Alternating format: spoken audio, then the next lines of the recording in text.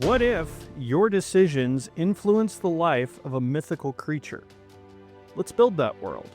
You're listening to What If South is Up, a world-building podcast where a D20 gives us a prompt and we try to sound like we've got a plan. Spoiler, we don't, but we do know how to wing it like an author. I'm Christina Lefebvre. And I'm Derrick Hall, and today we are not alone. Our guest today is Nolan Moore. I'm Nolan. I'm a bit of a hobby collector. No need to get into everything I do. There's too much. But at the moment, big things in my life, things I spend a lot of time doing. Obviously, I have a day job. But beyond that, I have two boys and a wife, and we have a third kid on the way. We're very excited about that. Awesome. Thank you. I write sword and sorcery fantasy. I write other things too. I kind of write all over the place, but most of my stuff tends to be sword and sorcery with a bit of a military aspect to it. Okay. And then I have a YouTube channel, The World of Morecraft. You can find it World of Morecraft, all one word. And I just make cool stuff from books and other media. I've only got like one real video on there at the moment, but everyone has to start somewhere. So Absolutely. We start. Welcome to the show, but I just want to say that my favorite thing that someone once told me about having so many kids, right? 1, your life changes completely.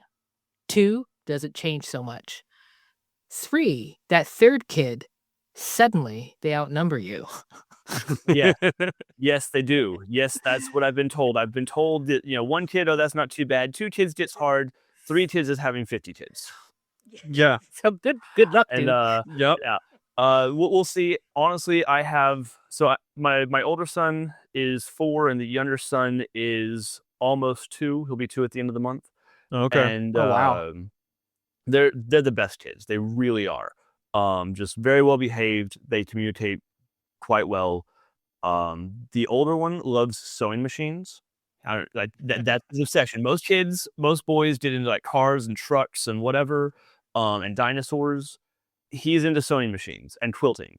My mom is a quilter, so he loves quilting, and so we have a nice industrial sewing machine which I use for a lot of my videos, and he has, it's his, he owns it. I just borrow it for my videos.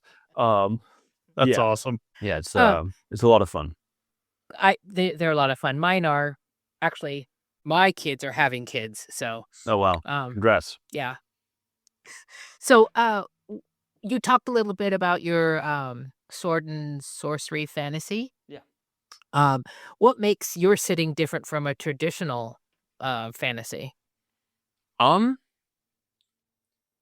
a great question. So, this story started out as a kind of fairy tale retelling, or I'd say fairy retelling. It's kind of a fairy tale inspired thing. The main character is Fae and whatnot. And so I was like, okay, well, let's just kind of go with a more of an in-world, real world, not contemporary, but medieval times setting. And some of the things that I threw in there just weren't quite. The things that I thought were really cool that I wanted to put in there meant that it couldn't be our world, so it's more of a high fantasy there. But the magic system is it's a little different. Humans and Fae have different types of magic. They can both use magic, but the cost is different. The difference is in the cost. So humans, you always see like the old wizened wizards, right? Well, humans spend time in order to use their magic, so they age faster. Using magic ages you, and so every practitioner of magic, no matter how old they are, will look old because that's the cost of using magic, is you just age. And Fae, because they come from a different realm, a realm of less I won't say intangible, but less tangible. It's a realm of, instead of time, it's a realm of identity. They have to pay with memories. And so the main character has been at war for so long that, so she's like a frontline operative, she's just this legendary Fae warrior and she's fighting against the expansion of the Midnight Dominion. That's our big bad guy. Mhm. And it's one of the things that sets it apart is that cost, because she's been at war for so long and spending so many memories in order to use her magic that she has basically nothing left. Like, she remembers a few choice things that help fuel her, that help keep her focused. And other Yeah. than that, like, throughout the story, she actually spends memories that she made 5 minutes ago just because she doesn't have anything else she can spare. You know, Yep. she'll be burning the memories as she makes them. She's walking down the street and can't remember if the guy behind her is following her, or if, he's just, if he just walked out of his house. And So so, it's short-term memories? so she has some major short-term memory loss. Yeah. So she's burning the memories like 5 seconds after she makes it at times. It makes for some very interesting aspects to the story. And honestly, it's a huge challenge to write it well and to show, hey, yeah, she's confused without like confusing the reader, Oh, yeah. And so, and without making things seem, too outlandish, My There, God, there it's are a number of Jason balancing Bourne. issues. Sorry, repeat that. A fairy Jason Bourne, he said. Oh yeah, yeah, yes. Very Jason Bourne right there. Absolutely, absolutely. Yeah, I've had that story described by my beta readers as a female James Bond, or Jason Bourne. I think would work just as well, but with magic. And Mhm. then I've also had it described as an epic fantasy speed run. Yeah, And so yeah, it's a really cool concept. I Mhm. appreciate when magic has a price. yeah. I appreciate that when I'm reading things. So that's really cool. I like that. Moving to our next little thing here, Christina, what are you drinking today? So I know we're supposed to come up with, like fantasy-themed names and stuff like that, but I still haven't decided what they call cider in my world. Mm-hmm. But I just did a quick etymology check, and cider actually just means strong drink. So my drink today is just a blueberry strong drink. And I have an apple strong drink. There you go. It's convenient. That's convenient. Right. Nolan, what do you have? I am drinking an enhanced elixir of hydration. Hey, there you go. It's just a watermelon flavored electrolyte drink. Hey. I like your name. Thank you. An EEH. Yep. Ooh. Yeesh. You got a stat sheet for that? I was thinking about giving it +1 to Constitution or something. Oh, there you go. There you go. All right. A quick personal creative update. I am working on a new lit RPG series. As most of you guys know, it is, for now, roughly called The Sarcastic Sorceress. And I'm dipping my toes into Royal Road, which has been interesting. Yes, some of my my favorite books, some of my favorite stories have been originally published on Royal Road and have since been published elsewhere. Same thing. Yeah. But yeah, I've never messed with it, and I'm dipping into it, and it's an interesting crowd. I'll give it that much. But Nolan, how about you? Yeah. So I've had writing on the back burner for a little bit. Creatively, I've been doing the YouTube channel mostly. Mhm. Did this big Mistborn cosplay. Awesome. Yeah, it's intense. Completely canonical. Like, no metal in the whole thing. All the features. It's really epic. I can't wait to get the video finished and uploaded. But yeah, that's been on my mind just because I'm still editing the video, and it took me like 3 months to make the whole thing. Yeah. Cosplay is a lot more in depth than a lot of people think. Yeah. It was. I'll be talking about it a lot throughout this whole thing because it was a lot. It was a lot. I'm sure. So Yeah, that's super cool. thank you. Christina, how about you? Oh, I've actually been writing words. Whoop, whoop. Hey. Nice. Yeah. Nice. So current listeners probably know about my world, but in case you're new, and just because Nolan doesn't know me, it's a YA speculative steam/solar punk fantasy mashup novel. Trust me, it works. It's a lot, but it works. And I'm wrapping up to be able to complete it in 2026. So, yay for me! Yeah, that's going to be cool. So, what breakthrough or breakdowns have we had in our writing or world building? Stina, you want to lead this one off? Sure. So I wouldn't say it's exactly groundbreaking or breaking through anything, but I've been working on voices. Making sure that if it's somebody's specific scene, that voice comes through, as Yeah. well as the narrator voice. And it's nice that this seems to come easy to me. I thought this would be a bigger challenge. So I know that I can add that to my repertoire or my quills, if you will.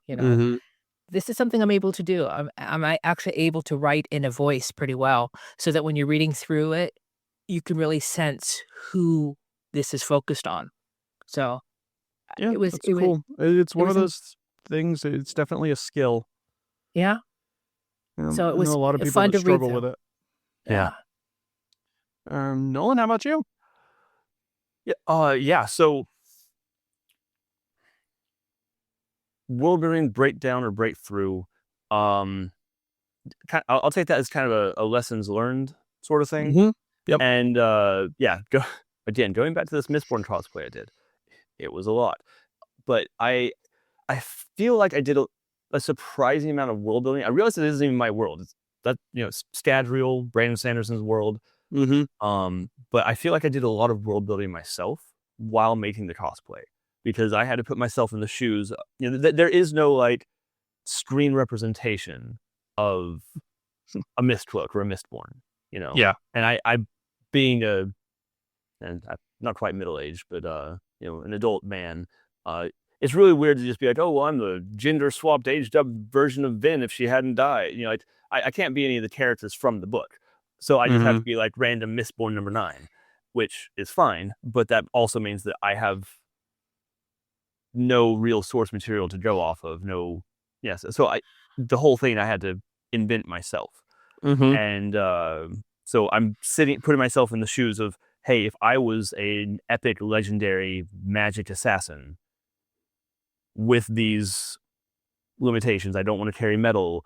I, need to have whatever, not obsidian daggers, things like that. Like, what would I do? How would I do it? And then how can I make that reality?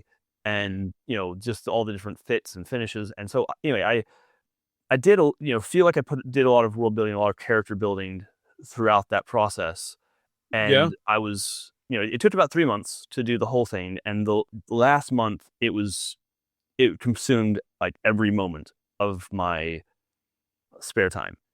And it was super intense. And when I went to Dragonsteel Nexus with the cosplay, I got Isaac Stewart, the artist who did all of the Alamantic symbols. I had him sign the cloak, and then I had Brandon Sanderson sign the cloak. And that's awesome. Lots of people said really nice things about it. It was, as I said, completely canonical, and I built in a fog machine into the cloak as well, so that it would exude mist. It was absolutely it was so epic. And then people were really nice. They said a lot of really nice things about it. They let me geek out about it, and I really appreciated all of that. The reception that I received was better than I could have hoped for. And as I talked to people, as it was recognized, and throughout this whole process, I felt like I was getting closure to a traumatic experience that I'd had. And I'd never had any trauma.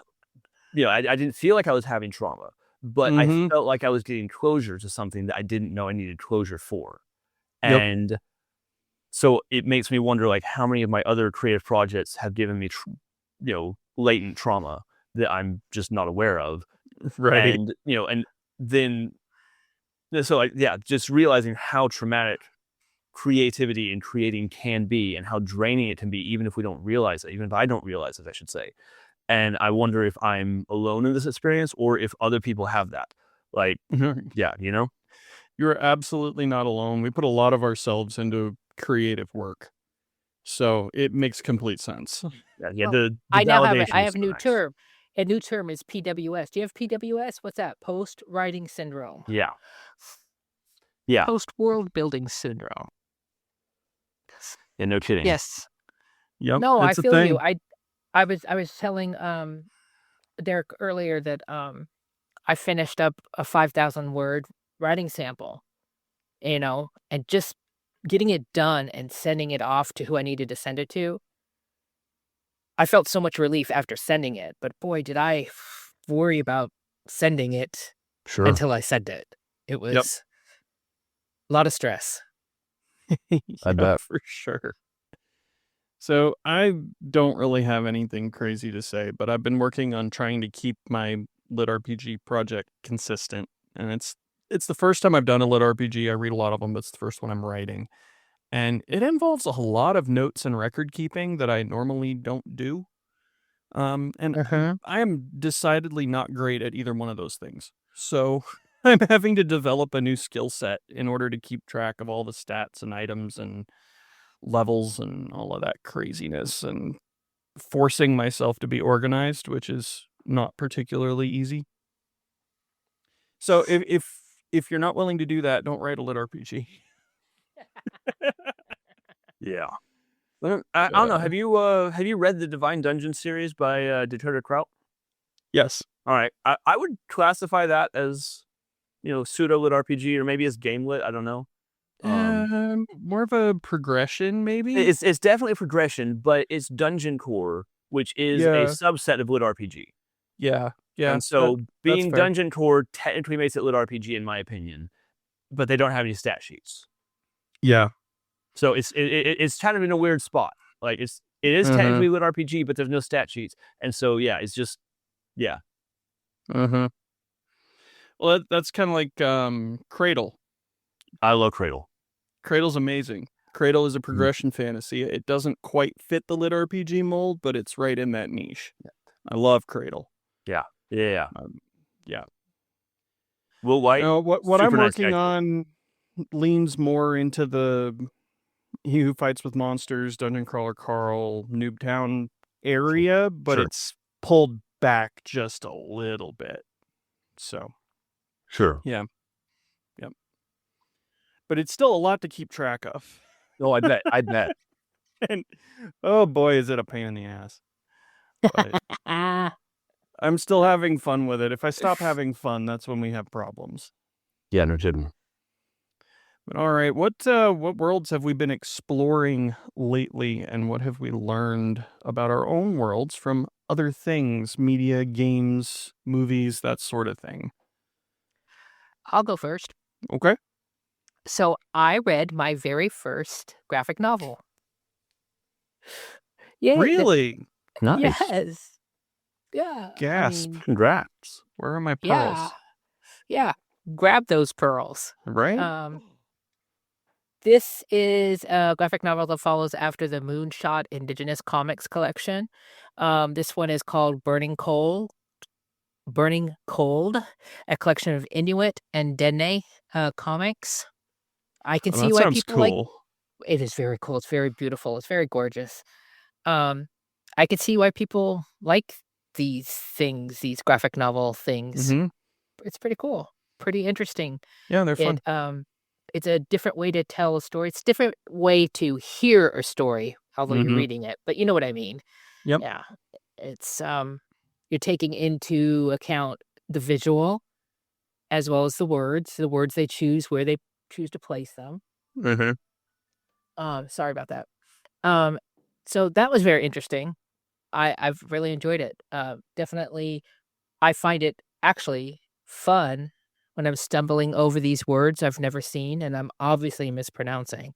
Because it's teaching my brain to create new sound combinations, to use my tongue in ways, that I'm not used for communicating. I find that very fascinating.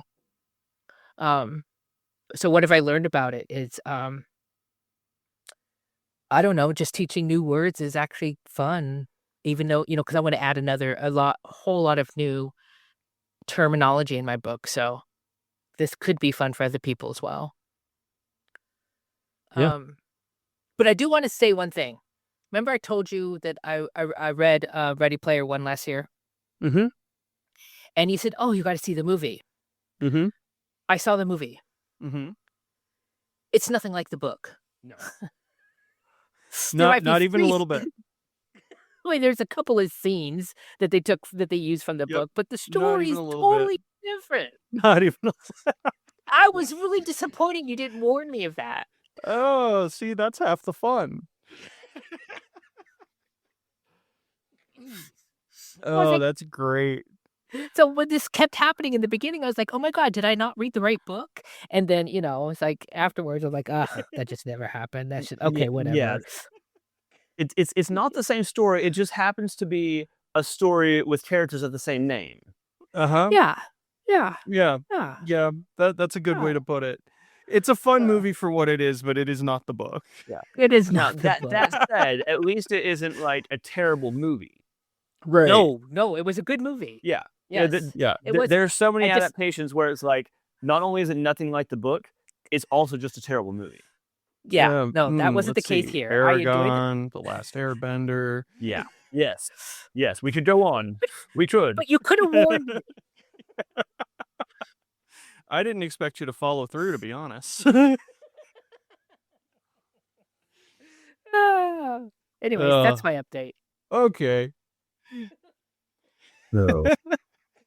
You're welcome. You should have learned by now that I like messing with people. I thought I was, what's the word? Not included in that bunch of people you mess with, but I've learned. No one is exempt. That's the word.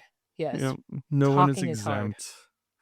Well, I don't have a ton to add to this. I've been going back through Marvel with the kid, watching through the movies and talk about bending canon.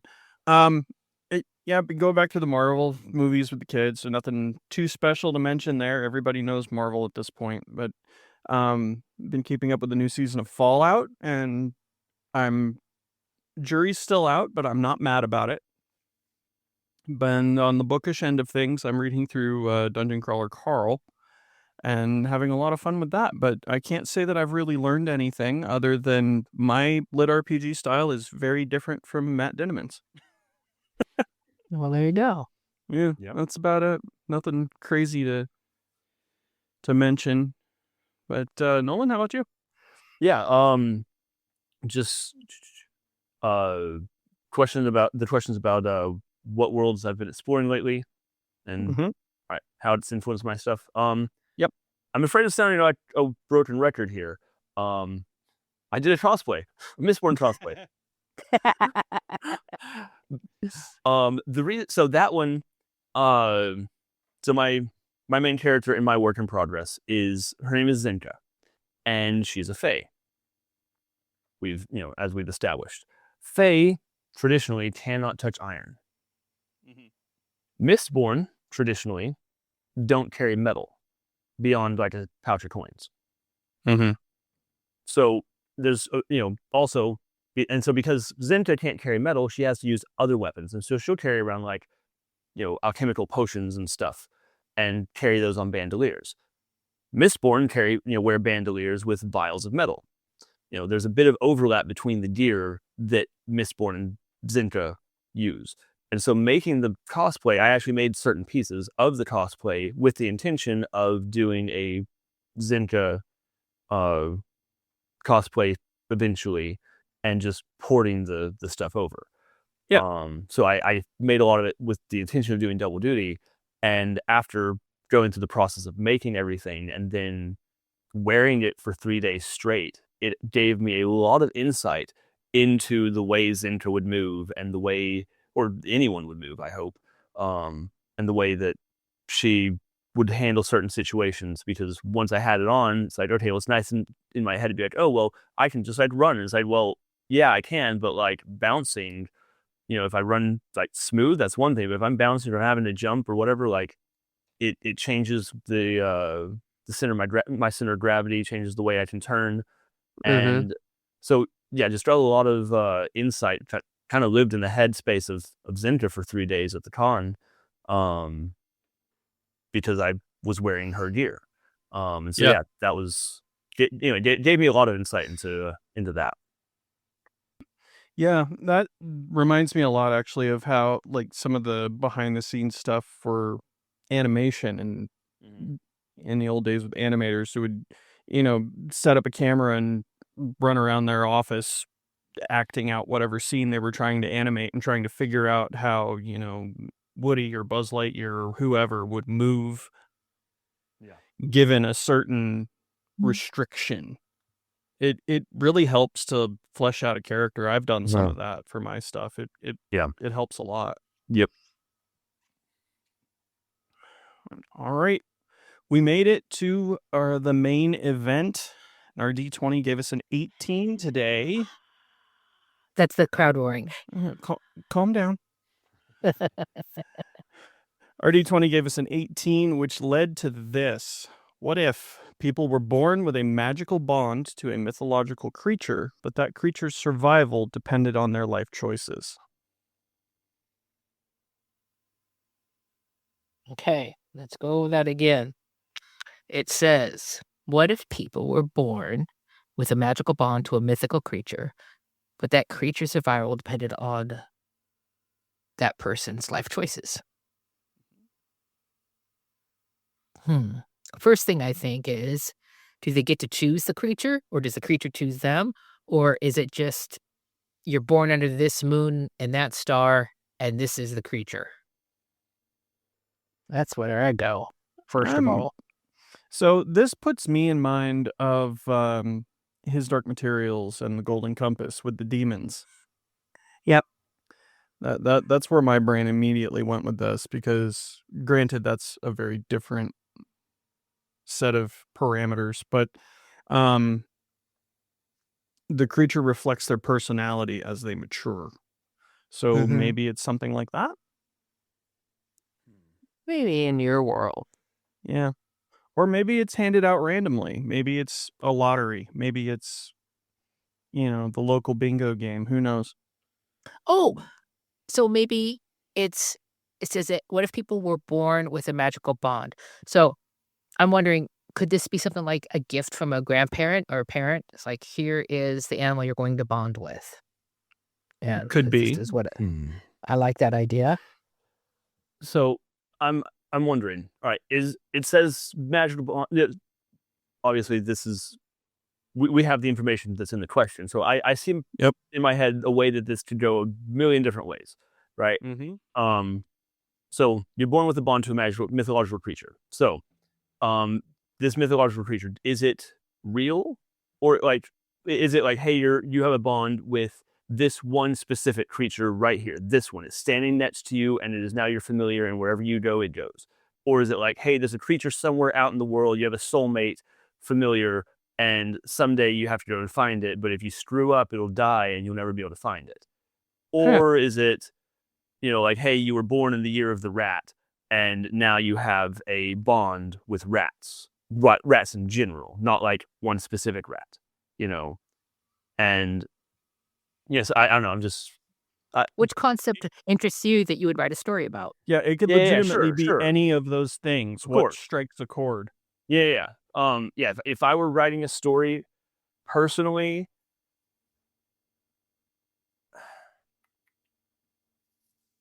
it depends on the story I'm writing. Part of me is like, hey, have the animal right next to you. They take you to the zoo. Hey, you bonded with that one. And you just always know where your familiar is. Like, part of me is like, that would be the easiest one to. That's like the low hanging fruit for me.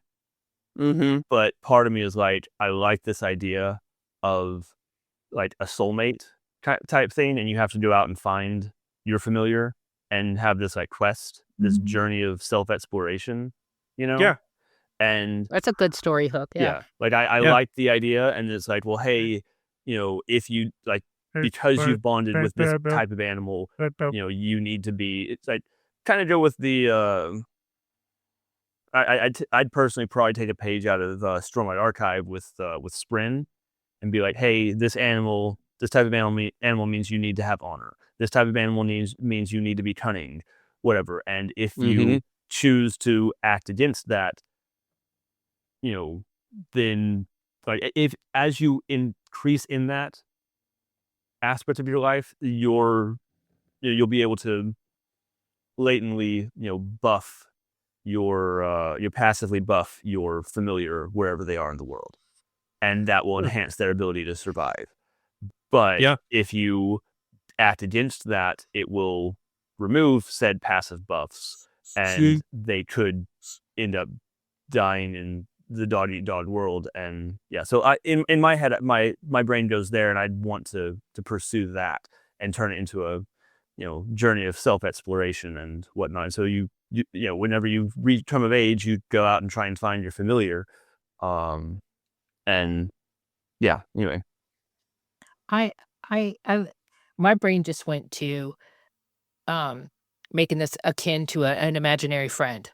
Sure. So That's fun. this is you're born with a magical bond to a mythical creature. So that mythical creature doesn't have to be a mythical creature that already exists. It could be whatever combination of things was put together at that moment, whatever confluence of energies, whatever it is. I like that. But so this is something that maybe only that child person can see, right? So they are making decisions, learning about this creature as they grow older. And you're right. Maybe this creature can't handle cowardice, and if they make cowardly decisions, it affects that creature.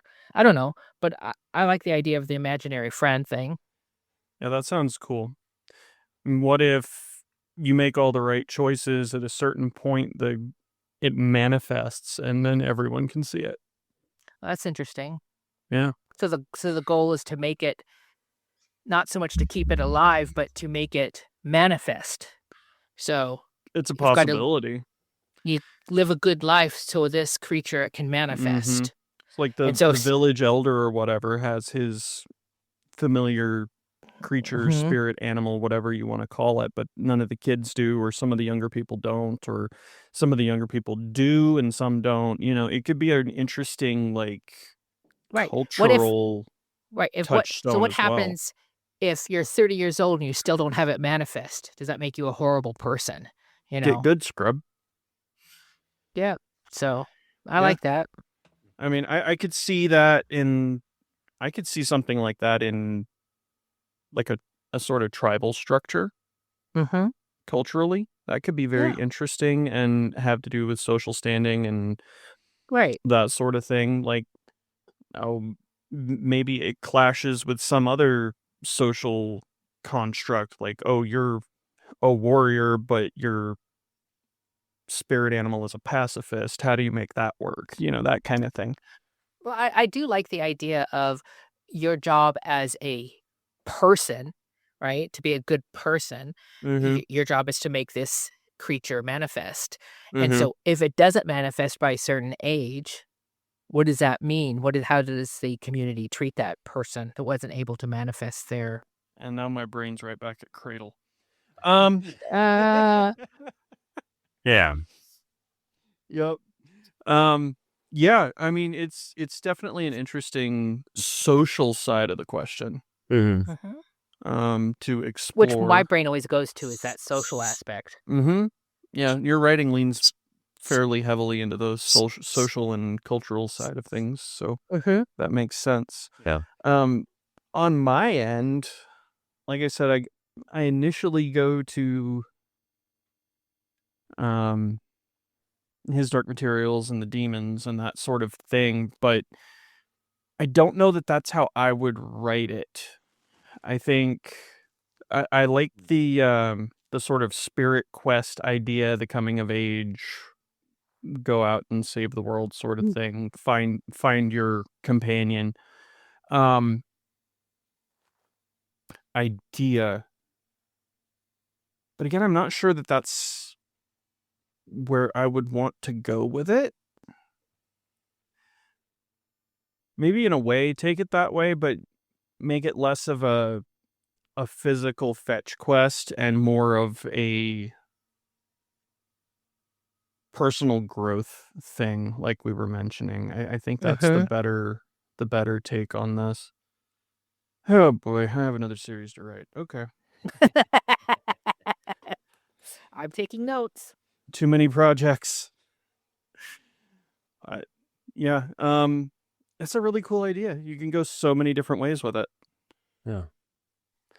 I'm also wondering like what it means when it says the creature's survival. Like obviously there's like death and it stops existing or whatever, but if depending on the nature of the mythological creature, if you change, you make certain choices and you change, then could that have an influence on the creature and force the creature to change? And if it's a monolithic creature and it is a certain way, changing could be death in a sense. Like it's no longer it's no longer the creature it was. It's a new creature, but the creature it was has not survived, but the creature it has become has.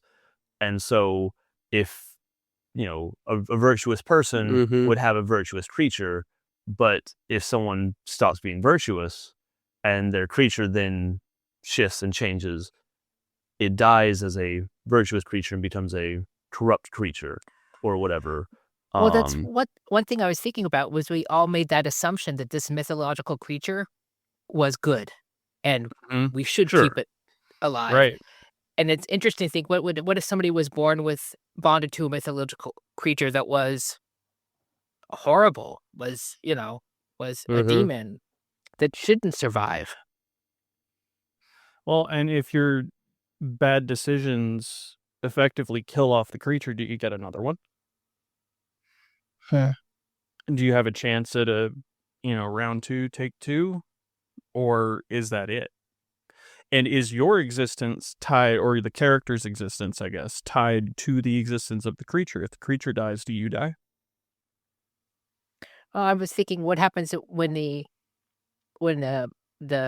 character / human, whatever they are, what happens when the character dies? Does their mythological creature cease to exist, or does it go on to another person? Yeah. Or a little bit of both. You kind of like reincarnate and recycle. Yeah. No idea. Good question, though. That's a good question. It's very fascinating. I think I could do something with this story. This is something that would interest me to write. Yeah. I think you do really well with something like this, even just as like a short. I'm not gifted with the ability to be concise, apparently. So not with that attitude. I didn't say that.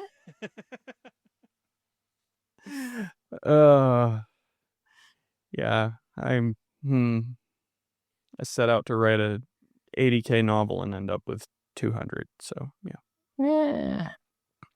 It happens. That's the pantser in you. I know. It snowballs. It gets out of hand. I have a bit of the opposite problem. I shoot for a novel and end up with a novella. That's fair. It keeps things tight, which is nice, but people don't want to pay for a novella. This is true. Well, mine are some of my best sellers, weirdly enough. Well, that's good. That's good. Yeah. When I go to write a novella, I shoot for a short story. I'm like, I need 15K. Oh, there's 40. Okay. Yeah. I gotcha. Everybody's process is just a little bit different, and sometimes we have to trick ourselves into doing things. Well, I am going to dream of mythological creatures tonight, that's for sure. Yeah. Nice. That's a cool idea. I might have to play with that one. So that was fun. That was a lot of fun. And Nolan, thanks for coming out last minute and joining with us. It's been fun hanging out and talking. But before we wrap up, where can our listeners find you and your work? One more time. Yeah. So you can find me on most major social media platforms: Facebook, Instagram, TikTok, and YouTube, and as well as Discord and a couple other places, as World of Morecraft. All one word, World of Morecraft. Morecraft is my last. More is my last name, so Moore Craft. World of Morecraft. All right. I'm focusing on YouTube the most, but I'll probably post shorts and reels and whatever else, all the other places as well.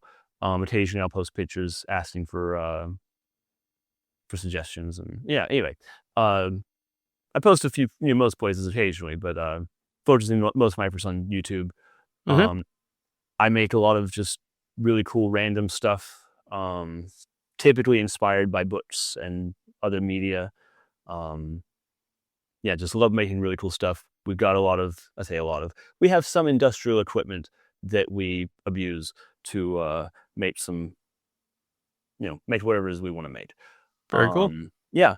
So if anyone has ideas of something from a book or something they just want to see turned into reality, or just something that's fun and nifty, drop a comment on one of my videos.